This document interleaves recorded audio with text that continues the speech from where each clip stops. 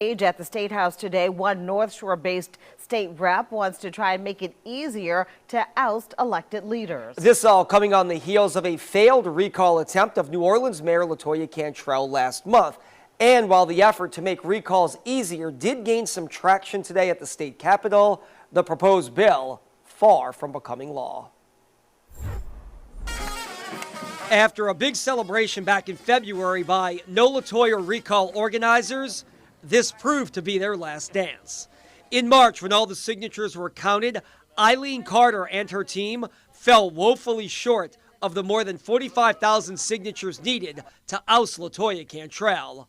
Recall effort over. That was such a point of contention during our recall. But Carter was wearing her recall t-shirt at the state capitol Tuesday, backing a piece of legislation aimed at lowering the number of signatures needed to trigger a recall election. The process that is active in the Louisiana state government does not work. State Rep Paul Hollis, a Republican from Mandeville, agrees.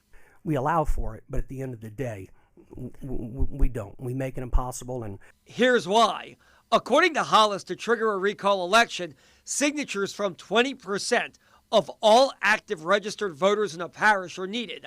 For Cantrell, that number was initially over 50,000. Only about 28,000 were actually collected.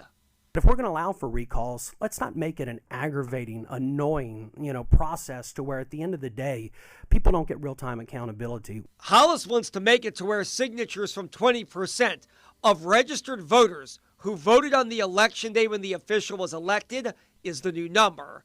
That would mean for Cantrell, the number would go from just around 50,000 to just under 20,000. It brings real-time accountability to the people.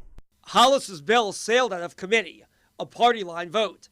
9 Republicans voting yes, 3 Democrats saying no to changing the recall threshold. A win for now. The war is far from over. By no means, just because it comes out of committee, is it going to be successful. There may be forces out there in the larger House and the Senate who may be opposed to this.